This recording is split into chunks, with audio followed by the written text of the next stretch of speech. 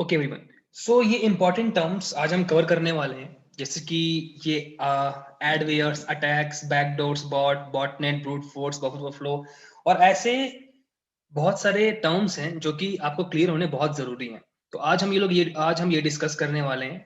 Okay, so I request everyone to kindly focus this class. Okay, let us start. कोशिश करके देखिए adware के बारे में, डेफिनेशन भी सामने लिखा है। ओके, मैं एक्सप्लेन करता हूँ। एडवेयर एक ऐसा स्क्रिप्ट है या तो एक ऐसा सॉफ्टवेयर हम कह सकते हैं जो कि फोर्सफुली आपको एड दिखाते रहेगा आपके मर्जी के बिना। ओके, हम लोग बहुत से तरह के एंड्रॉइड एप्स, आईओएस एप्स और वेबसाइट्स यूज करते हैं। ओके, तो आप में से कितने सारे लोग एंड्रॉइड ऐप में एड्स देखते हैं? अगर आप कोई ऐप यूज करते हैं तो क्या आपको उसमें एड्स दिखाते हैं?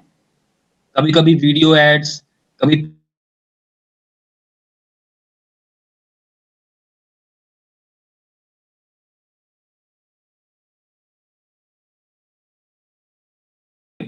ओके, ये एक सिस्टमैटिक वे होता है। बट एडवेयर्स ऐसे सॉफ्टवेयर्स होते हैं, ऐसे स्क्रिप्ट्स होते हैं जो कि आपके मर्जी के बिना आपको बार बार एड्स दिखाते रहते हैं। ओके, बहुत से एप्स जो कि प्ले स्टोर पे अवेलेबल नहीं है, जैसे कि स्नैपट्यूब। आप में से कितने सारे लोगों ने स्नैपट्यूब के बारे में सुना है? आप में से कितने सारे लोग स्नैपट्यूब के बारे में जानते हैं? स्नैपट्यूब जो कि यूट्यूब से वीडियो डाउनलोड करने के लिए यूज होता है। ओके, स्नैपट्यूब जो है last month, I think 1 month back, उस पे एक केस हुआ था कि उसने एडवेयर्स के हेल्प से मोर देन 1.5 मिलियन यूजर्स का प्राइवेट डेटा यूज किया है। ओके, तो स्नैपट्यूब प्ले स्टोर पे अगर आप सर्च करते हैं स्नैपट्यूब ऐप को तो आपको प्ले स्टोर पे नहीं मिलेगा। क्यों? क्योंकि गूगल ने उसको वहां से हटा के रखा हुआ है, बिकॉज वो प्राइवेसीज और पॉलिसीज को वॉयलेट करता है। गूगल प्ले स्टोर के पॉलिसीज में ये लिखा हुआ है कि आप किसी भी थर्ड पार्टी प्रोवाइडर के कंटेंट को फ्री में आप प्रोवाइड नहीं कर सकते हैं। ओके, तो स्नैपट्यूब क्या करता है? यूट्यूब से वीडियोस को फ्री में डाउनलोड करवाता है, फेसबुक से वीडियोस को फ्री में डाउनलोड करवाता है, और इंस्टाग्राम या कोई भी थर्ड पार्टी प्लेटफॉर्म से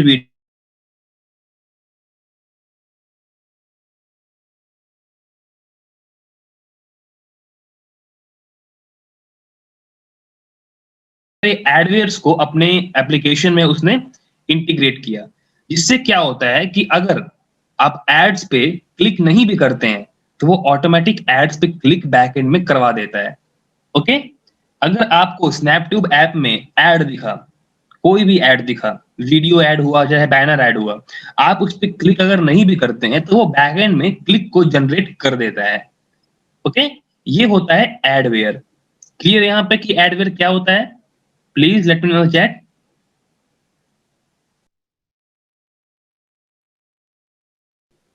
आपके मर्जी के बिना आपको ऐड दिखाया जाएगा, और उस ऐड पे अगर आप क्लिक नहीं भी करते हैं तो बैकएंड में क्लिक जनरेट कर देता है, जो कि फ्रॉड हुआ। ये है एडवेयर का काम। ओके ओके, नेक्स्ट टर्म जो है वो है आपका अटैक। अटैक जो है सबसे बेसिक टर्म है। आप लोग को अटैक के बारे में जानना इसलिए जरूरी है क्योंकि cyber security attack, hacking attack, vulnerability attack, exploit attack, हर चीज में अटैक का यूज आना ही आना है। ओके, तो अटैक क्या है? तो अटैक एक तरह से एक्शन है। ओके, इस टाइप का एक्शन, अटैक एक ऐसा एक्शन है जो कि कोई भी सिस्टम पे किया जाता है। क्यों? उसका एक्सेस गेन करने के लिए या तो उसके सेंसिटिव डेटा को एक्सट्रैक्ट करने के लिए। ओके, तो बेसिक मतलब हमारे एथिकल हैकिंग में अटैक का यही होता है। ओके, ऐसे अटैक्स के बहुत मतलब होते हैं। अटैक हम लोग का नॉर्मल लैंग्वेज में अटैक का अलग मीनिंग होता है। ओके, एथिकल हैकिंग में अटैक का मतलब हुआ टू अटैक अ सिस्टम, किसी एक particular remote system, server, website या एप्लीकेशन पे एक एक्शन लेना। उस एक्शन का आउटकम क्या होगा कि हमको उस सॉफ्टवेयर का एक्सेस मिल जाएगा, उसकी सेंसिटिव इंफॉर्मेशन हमारे हाथ लग जाएगी, या तो उसका जो भी पर्सनल इंफॉर्मेशन है वो हमको मिल जाएगा। ये सारे के सारे टर्म्स आते हैं आपके अटैक के अंदर। Okay, backdoor. आप में से कितने सारे लोग बैकडोर के बारे में जानते हैं? What is backdoor? Anyone?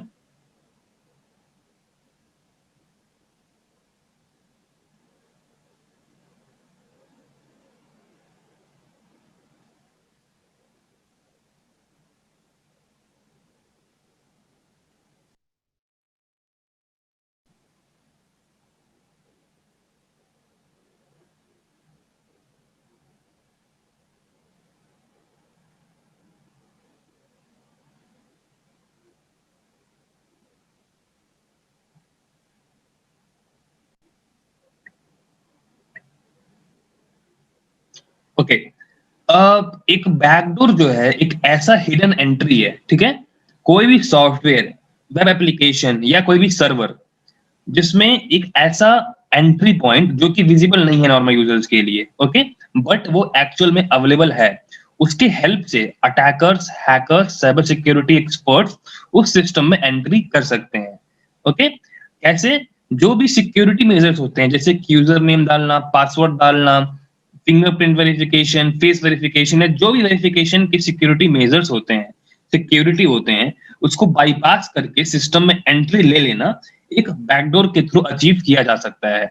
Suppose कि आपका लैपटॉप है या आपका पीसी है, आपके पीसी, आपके लैपटॉप में यूजर नेम पासवर्ड डाल के आप लॉग इन करते हैं, बट क्या होगा अगर आपके लैपटॉप या पीसी में किसी ने लूप होल ढूंढ निकाला और एक बैकडोर क्रिएट कर दिया? अब वो जब चाहे उस बैकडोर से आपके सिस्टम में एंट्री कर सकता है और कुछ भी छेड़छाड़ कर सकता है। तो ये होता है बैकडोर के हेल्प से। तो बैकडोर एक तरह से एक ट्रैप डोर हुआ, एक छुपा हुआ एंट्री हुआ, एक हिडन एंट्री हुआ, जिसके हेल्प से कोई भी डिवाइस या सॉफ्टवेयर के सिक्योरिटीज को बाईपास कर सकते हैं। ओके, बैकडोर क्लियर है सबको? Please let me know in the chat.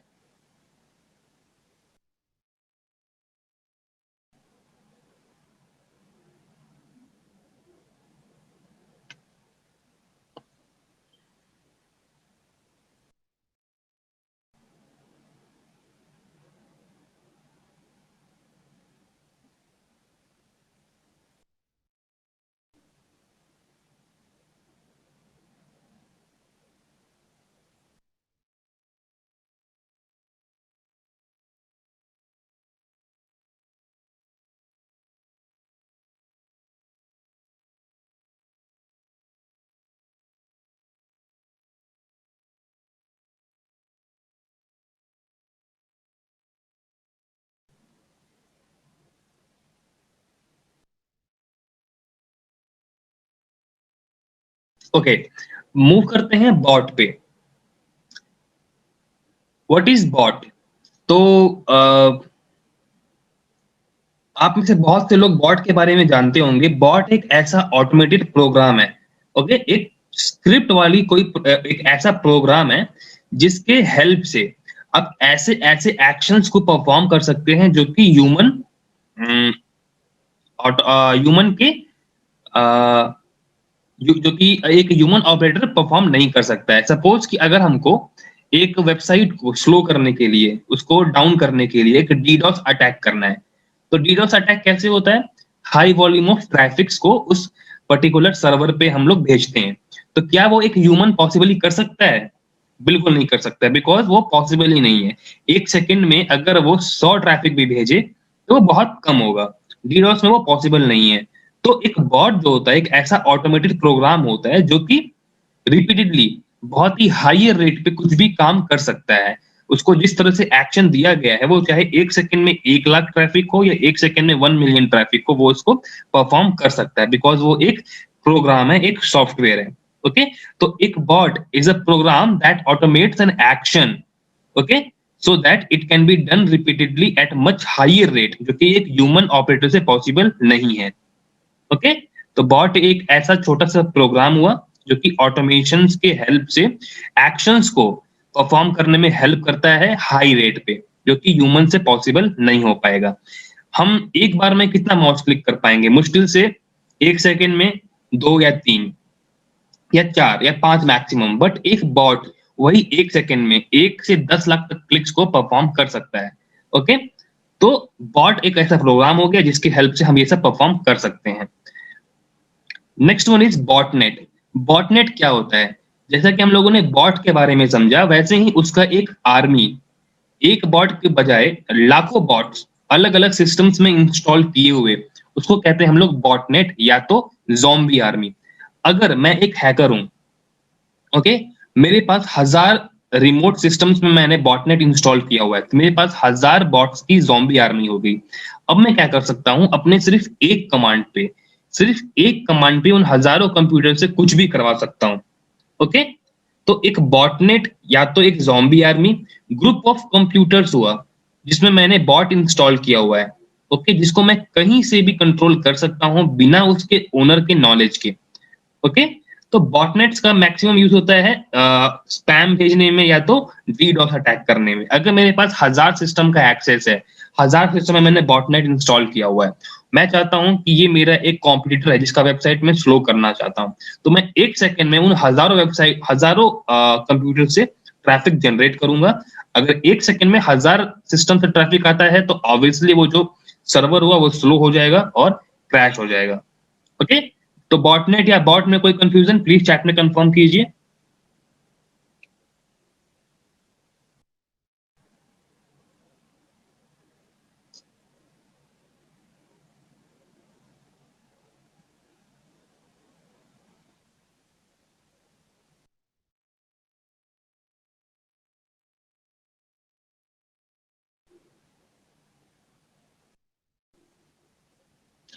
Great, moving for the brute force attack. Brute force attack के बारे में कितने लोग जानते हैं, प्लीज चैट में कंफर्म कीजिए।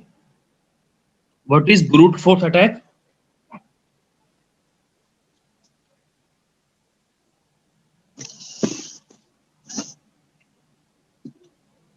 ओके, नॉर्मली हम लोग क्या कर सकते हैं, अगर हमारे पास हम किसी के फेसबुक अकाउंट में लॉग इन करना चाहते हैं तो हम लोग क्या करेंगे? अगर हमको ना तो यूजर नेम पता है ना पासवर्ड पता है तो हम लोग क्या करेंगे, या तो हम लोग गेस करेंगे, अलग अलग डालेंगे यूजर नेम्स, अलग अलग डालेंगे पासवर्ड। उस केस में क्या होता है, मैक्सिमम 3 से 4 बार हम लोग ट्राई करेंगे और फेसबुक हमारे आईपी एड्रेस को ब्लॉक कर देगा, बिकॉज हम लोग बार बार एक ही चीज को हम ट्राई कर रहे हैं। ओके, और फेसबुक उसको डिटेक्ट करता है और उसको ब्लॉक कर सकता है। ब्रूट फोर्स अटैक में क्या होता है, ये एक ऑटोमेटेड प्रोसेस है। ब्रूट फोर्स अटैक्स के लिए हमारे पास अलग अलग टूल्स अवेलेबल हैं। इन टूल्स के हेल्प से हम ब्रूट फोर्स अटैक को ऑटोमेटेड कर सकते हैं, एक डिक्शनरी अटैक टाइप का। ओके, एक डिक्शनरी में लाखों वर्ड्स होते हैं, करोड़ों वर्ड्स होते हैं, word, okay, alphabets. Brute force attack में क्या होता है कि उन अल्फाबेट्स का random strings, random values generate करके वो ट्राई करता रहेगा अलग अलग यूजर नेम, अलग अलग पासवर्ड, जब तक वो सही ना हो जाए। और जैसे ही वो सही हो जाएगा आपको वो वहां पे रिजल्ट शो कर देगा कि ये यूजर नेम और पासवर्ड किसी एक यूजर से बिलोंग करता है, इसके हेल्प से लॉग इन हो चुका है। तो ये आता है आपका ब्रूट फोर्स अटैक में। कोई कंफ्यूजन ब्रूट फोर्स अटैक में, प्लीज चैट में पूछ सकते हैं।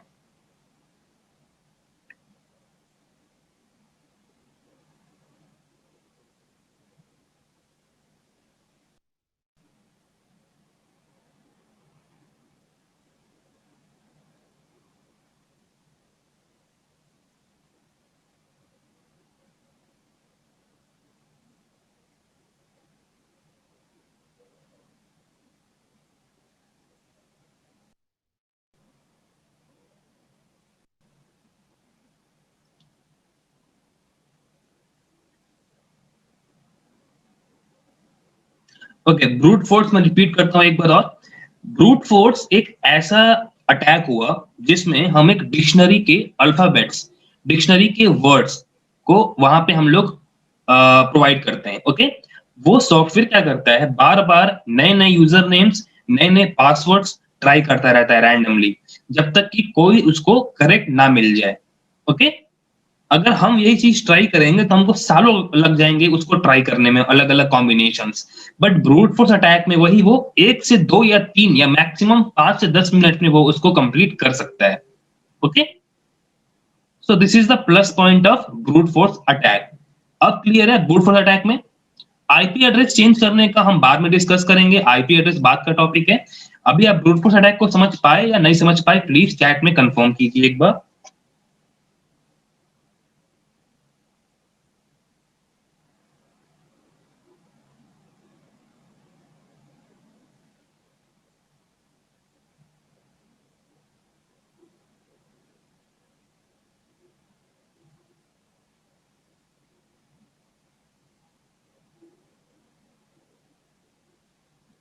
Okay great.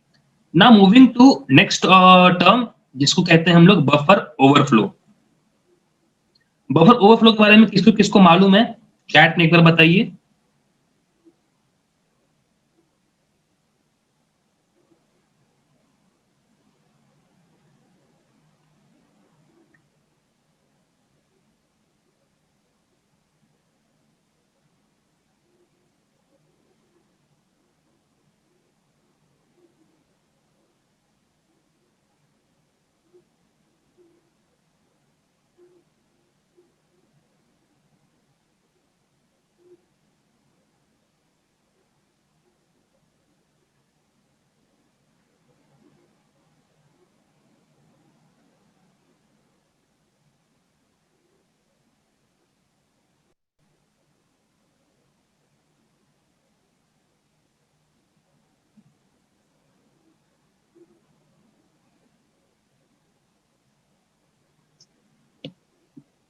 ओके तो हम लोग कभी कभी प्रिंटर्स में प्रिंटर्स यूज करते हैं, ओके, प्रिंटिंग के लिए।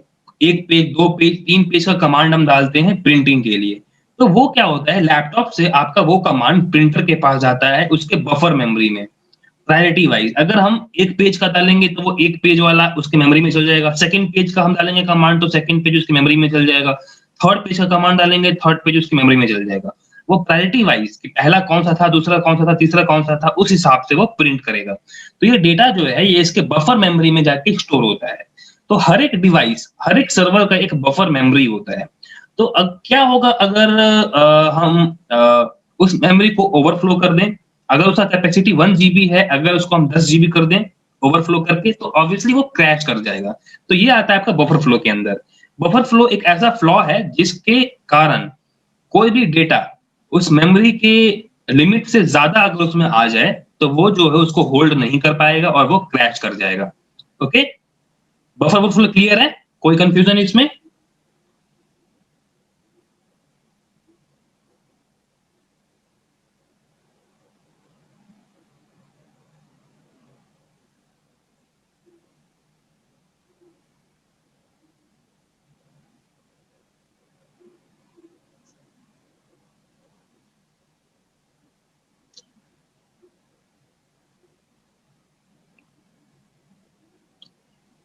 Yes, sending more than the capacity to hold भी अच्छा एग्जांपल है। Okay repeat. बफर ओवरफ्लो क्या होता है कि अगर हम कोई भी एक ऐसा सिस्टम या डिवाइस यूज कर रहे हैं जिसमें हम लोग कमांड्स पास करते हैं, जैसे कि प्रिंटर। प्रिंटर को आप अपने लैपटॉप से कनेक्ट करते हैं, ओके। प्रिंटर में कमांड देते हैं आप कुछ भी फाइल प्रिंट करने के लिए, तो वो फाइल प्रिंट करने का जो इंफॉर्मेशन है वो प्रिंटर के पास जाता है और प्रिंटर उसको अपने बफर मेमोरी में स्टोर करता है। हर एक डिवाइस, हर एक सॉफ्टवेयर का एक बफर मेमोरी होता है जहां पे वो डेटा को स्टोर करता है टेम्पररी, ताकि उसको प्रोसेस कर सके प्रायोरिटी वाइज।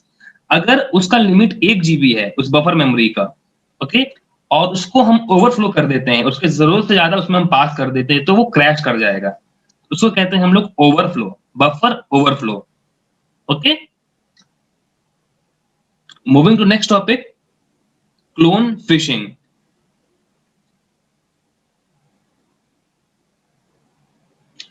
तो बहुत से आपको ऐसे ईमेल्स आते होंगे जो कि जिसमें आपको एक्चुअल कंपनी का नाम दिखाता होगा, जैसे कि होंडा, सुजुकी, मर्सिडीज, ऑडी। ऐसे ऐसे मेल्स आपको आते होंगे और आपको लगता होगा कि ये ओरिजिनल मेल्स है। क्या आपको अभी तक कोई फेस हुआ है ऐसा, कोई ऐसे मेल्स आपको कभी आए हैं जो दिखने में लगे लेजिटिमेट कंपनीज का बट वो एक्चुअल में होता है कोई प्रमोशनल? तो वो उसको कहते हैं क्लोन फिशिंग। उसमें क्या होता है कि लेजिटिमेट ईमेल्स जो होते हैं, जो कि लुक अलाइक्स होते हैं, बिल्कुल ही जेन्युइन लगते हैं, जो वो ऐसे ईमेल्स आएंगे आपको जिसमें आपको जेन्युइन ब्रांड्स के नाम आते हैं और उसमें आपको बैकएंड में एक फॉल्स लिंक अटैच किया होता है। यानी कि अगर आप उस पर क्लिक करेंगे तो वो आपको किसी और वेबसाइट पे लेके चल जाएगा जहां पे आपका पर्सनल इंफॉर्मेशन आप लूज कर सकते हैं। ओके, बिल्कुल। लॉटरी के ईमेल्स, यूके बैंक से, होंडा से, कोका कोला से, पेप्सी से, ये सारे के सारे मेल्स जो हैं रेगुलर बेसिस पे आते रहते हैं, जिसको स्पैम कहते हैं। और ये क्लोन फिशिंग के अंदर आपका आता है। ओके, इसमें आपको लगेगा कि वो सेम किसी लेजिटिमेट या किसी जेन्युइन ब्रांड से आ रहा है, बट वैसा वो होता नहीं है। और उसके बैक एंड में जो फॉल्स लिंक अटैच किया हुआ होता है वो बहुत ही मैलिशियस रहता है। अगर आप उस पर क्लिक करेंगे तो डेफिनेटली आपके पर्सनल इंफॉर्मेशन लीक हो सकते हैं। Next one is cracker.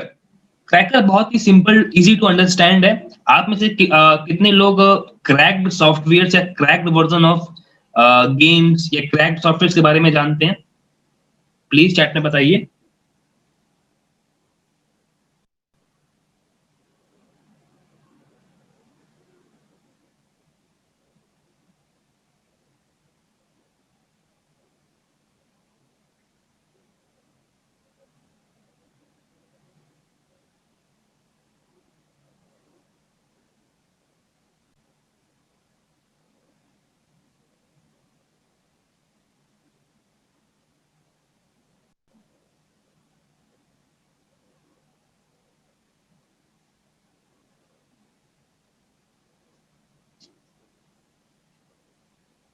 Yes, तो क्रैकर एक ऐसा पर्सन है जो कि सॉफ्टवेयर के फीचर्स में छेड़छाड़ करके उसको मॉडिफाई करता है। ओके, कैटेगरीज क्या हो गए? पेड सॉफ्टवेयर को फ्री करना, सॉफ्टवेयर में कुछ कुछ फीचर्स ऐड करना जो कि प्रो वर्जन में नहीं है, जो कि फ्री वर्जन में नहीं है। तो ये सारे के सारे जो चीज आते हैं ये क्रैकर्स के अंदर आते हैं। ओके, तो cracker is one who modifies the software to access the features which are considered undesirable by the cracking software person cracking the software. Okay, तो जनरली ये आपका यूज हुआ पेड सॉफ्टवेयर को फ्री में यूज करने के लिए क्रैक करना, बट वो सेफ नहीं होता है। क्यों? क्योंकि जिस पर्सन ने उसको क्रैक किया है वो चाहे तो इसमें कोई भी मैलिशियस कोड को इंजेक्ट कर सकता है। वो चाहे तो उसके हेल्प से आपके सिस्टम में बॉटनेट इंस्टॉल कर सकता है। वो चाहे तो उसके हेल्प से आपके सिस्टम में ट्रोजन वायरस इंस्टॉल कर सकता है। वो चाहे तो उसके हेल्प से आपके सिस्टम में वायरस या वर्म्स इंस्टॉल कर सकता है। तो क्रैक्ड सॉफ्टवेयर कभी भी सेफ नहीं होते हैं। मैं आपको रिकमेंड करूंगा कभी भी जेन्युइन सॉफ्टवेयर का यूज करना। Okay, moving further, DoS attack, denial of service attack, जिसके बारे में बहुत से लोग जानते होंगे। कभी भी एक वेबसाइट या एक सॉफ्टवेयर को स्लो करना, डाउन करना, उस पे हैवी अमाउंट ऑफ ट्रैफिक भेजना ताकि वो डाउन हो जाए, उसको कहते हैं हम लोग DoS attack, denial of service attack. एक मैलिशियस अटेम्प्ट हुआ कोई भी सर्वर को डाउन करने के लिए, अनअवेलेबल करने के लिए, उस पे बार बार ट्रैफिक भेज के उसको डाउन करना। ओके, आपका इसको कहते हैं डॉस अटैक। डॉस अटैक के बारे में किसी को कोई confusion?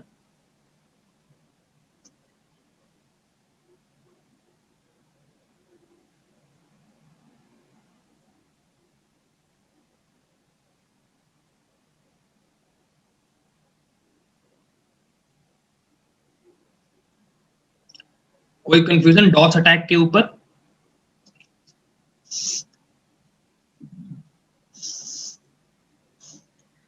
Please elaborate. Okay, DoS attack एक ऐसा अटैक हुआ, सपोज कि आप एक वेबसाइट ओनर है, आपका एक वेबसाइट चलता है जहां पे आप न्यूज वगैरह पोस्ट करते हैं।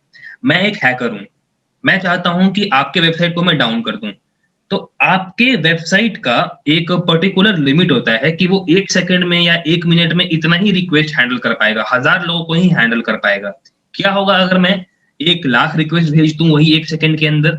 ऑब्वियसली आपका सर्वर उसको हैंडल नहीं कर पाएगा और वो क्रैश कर जाएगा। सेम डीडॉस में होता है या डॉस अटैक में होता है। कोई भी वेबसाइट को डाउन करने के लिए उस पे उसके लिमिट से ज्यादा ट्रैफिक भेजना, जैसे अगर उसके लिमिट से ज्यादा ट्रैफिक भेजते हैं तो वो जो सर्विस है वो डाउन हो जाएगा, अनअवेलेबल हो जाएगा। ओके, तो ये हुआ डॉस अटैक। कोई कंफ्यूजन डॉस अटैक में? प्लीज कंफर्म कीजिए चैट में।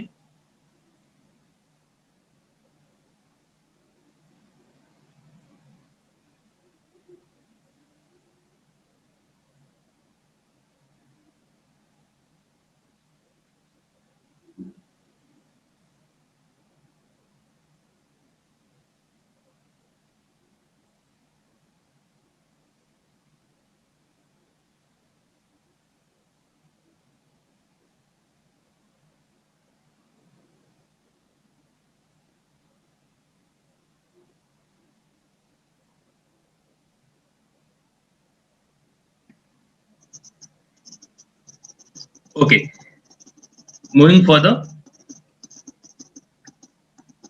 exploit kit. Okay, difference between DOS and DDoS. Well, DOS attack जो होता है वो एक ही सोर्स से आपका वो जो डॉस अटैक होता है वो आपका एक ही सोर्स से वो आपका परफॉर्म होता है, बट जो डीडॉस हुआ वो डिस्ट्रीब्यूटेड रहता है, अलग अलग सिस्टम से, अलग अलग लोकेशन से जो ट्रैफिक आता है डॉस अटैक में वो डीडॉस होता है। डीडॉस मतलब ही वो आपका distributed Daniel of service attack, अलग अलग लोकेशन से वो ट्रैफिक जो है, मैलिशियस ट्रैफिक जो है भेजा जाता है, और डॉस अटैक में वो सिंगल एक जगह से ट्रैफिक आपका आता है। एक साल में काफी बिजनेसेस अपना लाखों डॉलर्स का लॉस करते हैं, मिलियंस डॉलर्स का लॉस फेस करते हैं सिर्फ डीडॉस अटैक से, डॉस अटैक से। ओके, बिकॉज उसमें उनके सर्वर्स डाउन हो जाते हैं और उनका जो मार्केट होता है वो क्रैश हो जाता है। Next one is exploit kit. Well, एक एथिकल हैकिंग या एक हैकिंग के टाइमलाइन में अलग अलग स्टेप्स होते हैं। किसी टारगेट को अगर आपको हैक करना है तो उसके बारे में पहले आपको इन्फॉर्मेशन गैदर करना होगा। सेकेंड स्टेप होता है उस टारगेट के बारे में आपको स्कैन करना, उसके बारे में एनुमरेशन करना, फिट प्रिंटिंग करना, देन उसके बारे में वीकनेस खोजना, देन उसको एक्सप्लॉइट करना। तो जब एक्सप्लॉइट वाला स्टेप आता है तो उसके लिए हमारे पास बहुत सारे सॉफ्टवेयर अवेलेबल होते हैं। एक्सप्लॉइट क्या होता है? उस टारगेट के वीकनेसेस को भेदना, उसमें एंट्री करना, उसको हम लोग को हैक करना, वो आपका आता है एक्सप्लॉइट के अंदर। किसी भी बग्स, वल्नरेबिलिटीज या वीकनेसेस को यूज करके उस सिस्टम में एंट्री लेना, उसको कहते हैं एक्सप्लॉइट। तो एक्सप्लॉइट किट जो है एक सॉफ्टवेयर का बंडल है जो कि डिजाइन किया गया है वेब सर्वर्स के लिए।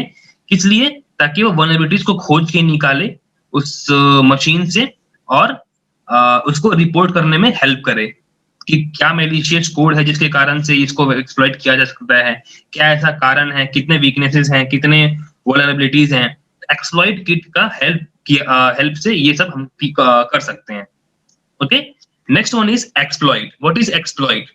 तो एक्सप्लॉइट एक पीस ऑफ सॉफ्टवेयर है जिसके हेल्प से हम ऐसे कमांड्स परफॉर्म कर सकते हैं जिससे हम लोग बग्स, वल्नरेबिलिटीज और सिक्योरिटीज को इजीली हम लोग भेज सकते हैं। ओके, तो exploit is a piece of software और अ चंक ऑफ डेटा और a sequence of command that takes advantage of bug और वल्नरेबिलिटी। हमको टारगेट के बारे में इंफॉर्मेशन पता है, हमको टारगेट का लोकेशन पता है, हमको टारगेट का आईपी एड्रेस पता है, हमको टारगेट के बारे में सारा डिटेल्स पता है। अब क्या होगा कि उसके वीकनेसेस का इस्तेमाल करके, उसके वीकनेसेस का, उसके बग्स का, उसके वल्नरेबिलिटीज का फायदा उठा के उसको हैक कर लेने को एक्सप्लॉइट कहते हैं। Okay, next one is firewall. Firewall के बारे में तो बहुत से लोग को पता होगा फायरवॉल क्या होता है। फायरवॉल बेसिकली एक ऐसा फिल्टर होता है जो कि आपके सिस्टम और नेटवर्क के बीच में अनवांटेड इंट्रूडर्स, अनवांटेड कनेक्शंस या अनवांटेड लोगों को अंदर आने से रोकता है। आपका लैपटॉप, आपका सिस्टम और आपका इंटरनेट, उसके बीच में अगर जो कम्युनिकेशन हो रहा है आपके लैपटॉप से आपके सर्वर के बीच में, उसके बीच में कोई थर्ड पार्टी या दूसरा या तीसरा इंसान कुछ छेड़छाड़ ना करे, कोई सॉफ्टवेयर उसमें छेड़छाड़ ना करे, उसको कहते हैं हम लोग इंट्रूडर्स, जो आपकी इंफॉर्मेशन के बिना आपके डेटा को चुराता है। ओके, या तो ऑब्जर्व करता है। तो वैसे इंट्रूडर्स को दूर रखने में आपका जो फायरवॉल है आपका हेल्प करता है। जैसे विंडोज फायरवॉल हो गया, वैसे ही सर्वर्स का भी फायरवॉल होता है, वैसे ही बहुत अलग अलग फायरवॉल्स अलग अलग सर्विसेज में यूज किया जाता है। ओके, तो ये हो गया फायरवॉल। नेक्स्ट है आपका की स्ट्रोक लॉगिंग। आप में से कितने लोग की लॉगर्स के बारे में जानते हैं? व्हाट इज की लॉगर्स?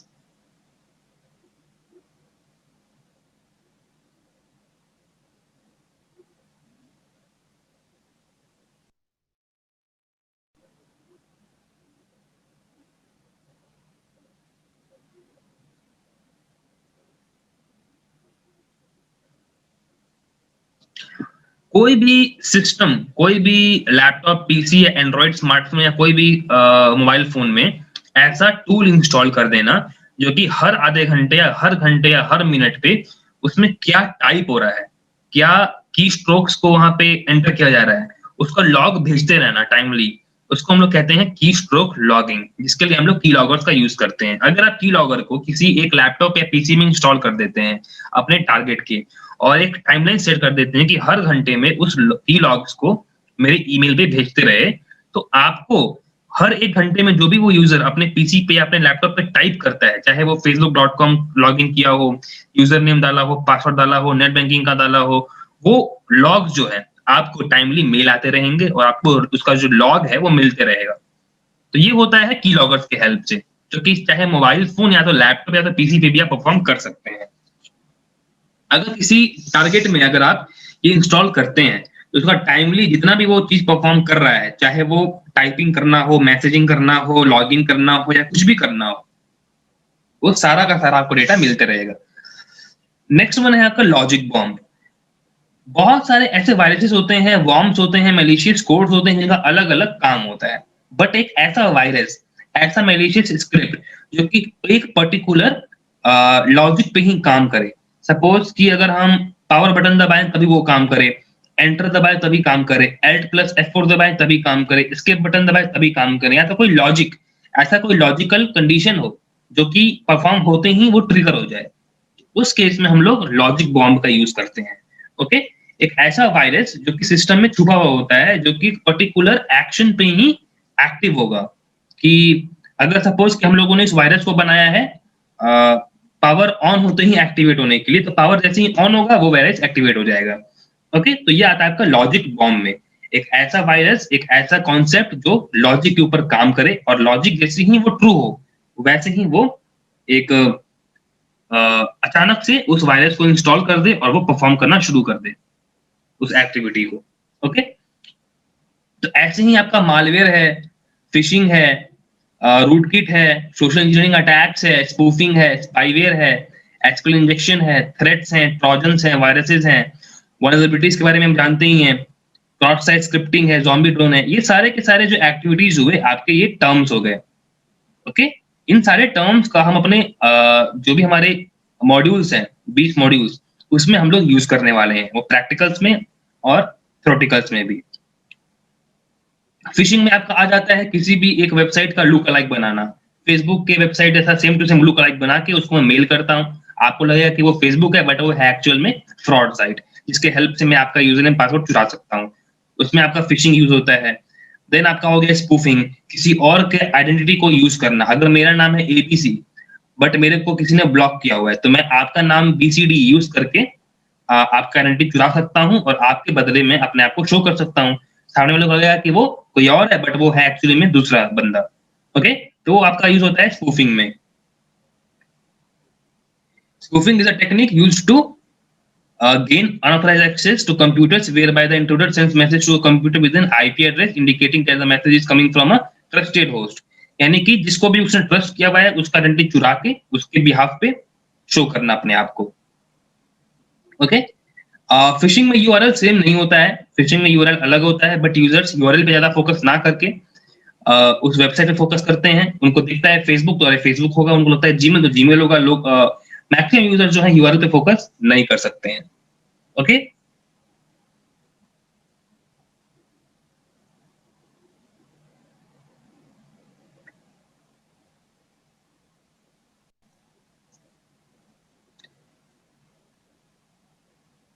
तो कोई कंफ्यूजन इन टर्म्स में आपको शुरू से लेकर लास्ट तक में, इंपॉर्टेंट टर्म्स में, प्लीज चैट में कंफर्म कीजिए। No, we can not spoof URL, URL को स्पूफ नहीं कर सकते हैं कभी भी, यूआरएल कभी भी सेम रहेगा। ओके, मूविंग फर्दर, अब जानते हैं हम लोग टूल्स के बारे में, क्या क्या टूल्स हम लोग यूज कर सकते हैं अपने पहले प्रैक्टिकल में।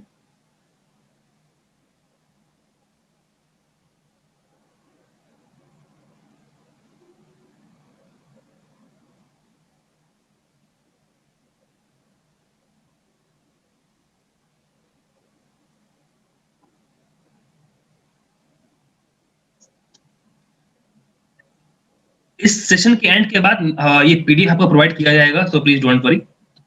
Okay, what is SQL injection? Well, बहुत सारे वेबसाइट जो होते हैं वो डेटाबेस का यूज करते हैं, तो वो डेटाबेस जो है मैक्सिमम आपका एसक्यूएल प्रोग्रामिंग लैंग्वेज जो हुआ उससे बना हुआ होता है।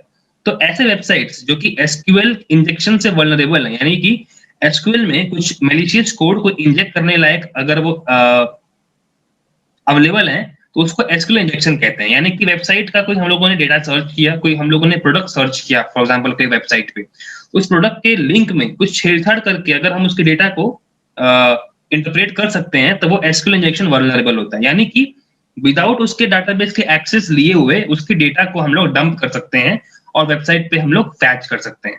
तो वो होता है एसक्यूएल इंजेक्शन के हेल्प से। तो SQL injection is an SQL code injection technique used to attack data driven applications. ऐसे एप्लीकेशंस जो कि डेटा ड्रिवन है, यानी कि जो डेटाबेस का यूज कर रहे हैं, उनमें मैलिशियस एसक्यूएल कोड को इंजेक्ट करके उनके डेटाबेस को चुराना, वो एसक्यूएल इंजेक्शन के हेल्प से होता है। ओके, क्रॉस साइट स्क्रिप्टिंग एक टाइप ऑफ एक वल्नरेबिलिटी हुआ जो कि मैक्सिमम वेब एप्लीकेशंस में होते हैं। सपोज कि कोई वेब एप्लीकेशन आप यूज कर रहे हैं, तो वो वेब एप्लीकेशन कभी भी सर्वर से वेबसाइट में कनेक्शन जो हो वो सिक्योर होना चाहिए, यूजर उसमें कोई छेड़छाड़ ना कर पाए। तो एक्सेस यानी क्रॉस साइट स्क्रिप्टिंग वल्नरेबल जो वेबसाइट्स होते हैं, उसमें हैकर्स कुछ vulnerable PHP codes, vulnerable JavaScript codes को इंजेक्ट करके छेड़छाड़ कर सकते हैं, वेबसाइट में चेंजेस कर सकते हैं और डेटा को चुरा सकते हैं। ये आपका एक्सेस यानी क्रॉस साइट स्क्रिप्टिंग में पॉसिबल है, जैसे कि यूजर नेम चुराना, पासवर्ड चुराना, सेक्शन चुराना, ये सारे के सारे क्रॉस साइट स्क्रिप्टिंग से पॉसिबल होता है। ओके, टूल्स पे मूव करते हैं। तो सबसे पहला टूल जो हम लोग बेसिकली समझने वाले हैं वो है एनमैप। एनमैप एक बेसिकली इंफॉर्मेशन गैदरिंग टूल है, जिसमें हम लोग आईपी एड्रेस पास करके उस सर्वर, उस रिमोट सर्वर या तो उस लोकल सर्वर या तो उस टारगेट के बारे में जानेंगे कि वो टारगेट कहाँ पे लोकेटेड है, उसका फिजिकल लोकेशन क्या है, कौन सा ऑपरेटिंग सिस्टम यूज कर रहा है, कौन सा होस्ट है, कौन सा नेम सर्वर है, कौन सा मेल सर्वर है, कितने पोर्ट्स ओपन हैं, कितने पोर्ट्स क्लोज हैं, कौन से पोर्ट्स पे कौन सा सर्विस चल रहा है, कौन से क्लोज पोर्ट पे क्यों क्लोज है। ये सारे के सारे डिटेल्स जो है वो लोग हम लोग एनमैप से कैच कर सकते हैं। तो हम लोग अपने कल के प्रैक्टिकल सेशन में एनमैप से ही शुरुआत करने वाले हैं। तो एनमैप में हम लोग को कभी भी टारगेट में आईपी एड्रेस पास करना होता है। तो किसी भी वेबसाइट का आईपी एड्रेस कैसे पता लगाएंगे? एनीवन प्लीज चैट में बताइए, किसी वेबसाइट का आईपी एड्रेस कैसे पता लगाते हैं?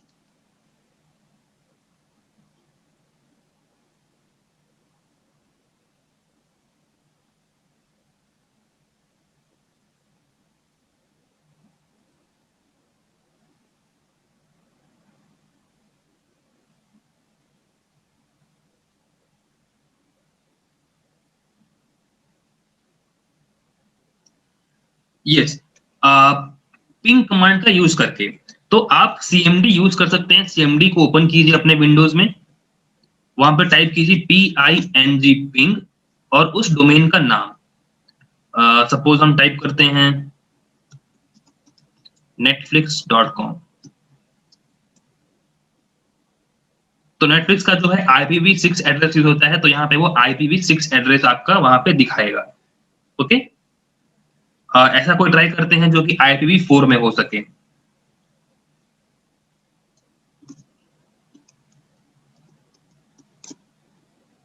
ओके, तो इस डोमेन पे हम लोग का IPv4 एड्रेस जो है वो अवेलेबल है 108.170.7.27। Okay,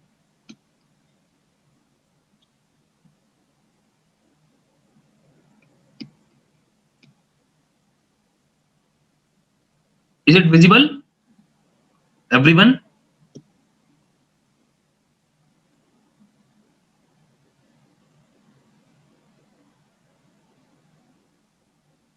okay, let me show this again. पहले मैं इसको क्लोज करता हूं। सीएमडी को पहले आप ओपन कीजिए। सीएमडी में टाइप कीजिए PING और कोई भी डोमेन का नाम जो कि जिस पे आप टेस्ट करना चाहते हैं। सपोज हम फ्लिपकार्ट पे करते हैं, flipkart.com। तो इसका आईपी पिंग हो रहा है और पिंग होते हमको चल गया पता कि फ्लिपकार्ट का आईपी एड्रेस है 163.53.76.86। अब हमारे पास उस टारगेट का आईपी एड्रेस मिल गया। इसी आईपी एड्रेस से हम लोग सारा चीज करने वाले हैं, टोटल इंफॉर्मेशन गैदरिंग करना, स्कैनिंग करना, एनुमरेशन करना, फुटप्रिंटिंग करना, वीकनेसेस फाइंड करना, वल्नरेबिलिटीज असेसमेंट करना, एक्सप्लॉइट करना, सारे के सारे का जो एड्रेस होगा वो यही आईपी एड्रेस होगा। Is it clear? एवरीवन, कोई कंफ्यूजन यहाँ पे?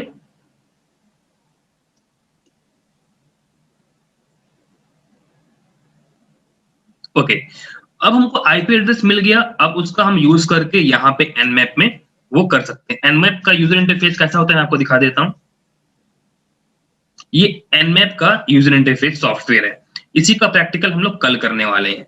टारगेट में आपको वही आईपी एड्रेस, जो भी आईपी एड्रेस आपको यहाँ मिला है वो आपको पास करना होगा टारगेट में, और यहाँ पे एक स्कैन का बटन है, इस पे क्लिक करना होगा। जैसे ही ये स्कैन पे क्लिक करेंगे वो उस होस्ट के बारे में, उस सर्वर के बारे में जो भी डिटेल्स है उसको स्कैन करना शुरू कर देगा और यहाँ पे उसको शो कर देगा। आप उसके होस्ट की डिटेल्स, ऑपरेटिंग सिस्टम की डिटेल्स, सर्विसेज क्या चल रहे हैं, कितने पोर्ट्स हैं, कितने होस्ट्स हैं, कौन से पोर्ट पे कौन सा प्रोटोकॉल है, उस पोर्ट पे कौन सर्विस चल रहा है, कौन सा वर्जन है, उस होस्ट के बारे में सारी डिटेल्स, टोपोलॉजीज वगैरह जो भी हैं, वो सारे के सारे डिटेल्स आपको वहां पे मिल जाएंगे, ओके, nmap के हेल्प से। अब जो सेकंड टूल है वो होता है एक्सप्लॉइट करने के लिए, हैक करने के लिए।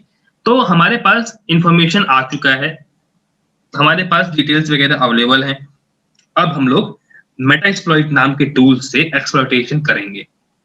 ओके, मेटास्प्लॉइट वर्ल्ड का नंबर 1 ओपन सोर्स टूल है एक्सप्लॉइटेशन के लिए। इसके हेल्प से हम इंफॉर्मेशन गैदरिंग से लेके एक्सप्लॉइटेशन तक के सारे चीजों को परफॉर्म कर सकते हैं। फिर उसके बाद आता है आपका बर्ब सूट, जो कि मेटास्प्लॉइट की तरह ही है। Then angry IP scanner, then Cain and Abel. Cain and Abel आपका यूज होता है वाईफाई हैकिंग के लिए, वायरलेस हैकिंग के लिए, man in the middle attack के लिए। सपोज कि आप एक रेलवे स्टेशन पे हैं जहाँ पे फ्री वाईफाई अवेलेबल है, आप उसमें कनेक्ट हो जाइए, केन एनेबल को ऑन कर लीजिए और नेटवर्क को स्निफ करना शुरू कर दीजिए।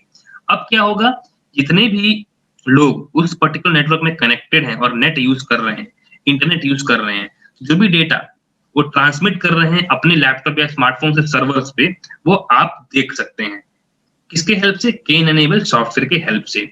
इसके हेल्प से आप एनक्रिप्टेड पासवर्ड्स भी देख सकते हैं, डिक्शनरी अटैक्स परफॉर्म कर सकते हैं, वीओआईपी कन्वर्जेशंस को रिकॉर्ड कर सकते हैं और अलग अलग टाइप के अटैक्स भी कर सकते हैं।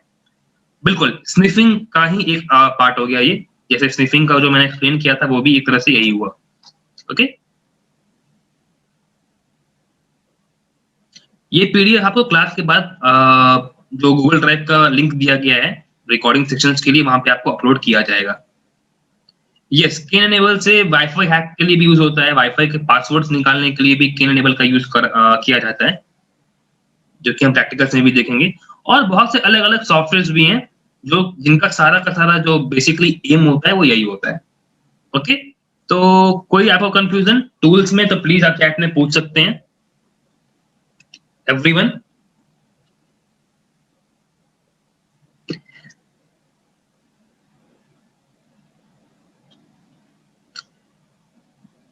ये सारे के सारे टर्म्स जो हैं आपको सही से याद करना होगा, कैसे कैसे क्या क्या हर एक एक्सप्लेनेशन है। सेशन के एंड के बाद वीडियो अपलोड हो जाएगा 30 मिनट में, और जो है फाइल भी अपलोड हो जाएगा। यस, ये डॉक फाइल अपलोड होगा, डोंट वरी। जितने भी पहले के क्लासेस जो हो चुके हैं वो सारे के सारे रिकॉर्डिंग अवेलेबल हैं, ऑलरेडी अपलोडेड है। उसका लिंक जो है टेलीग्राम चैनल में शेयर किया गया है गूगल ड्राइव में, मैं उसको दोबारा फॉरवर्ड कर दूंगा इस सेशन के वीडियो के साथ।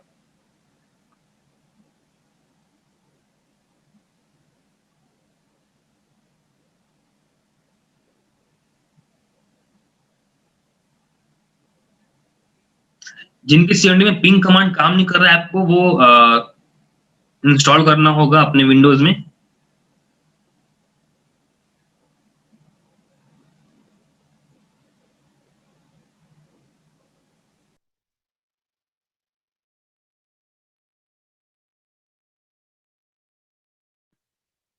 Okay, everyone. So that is it for today.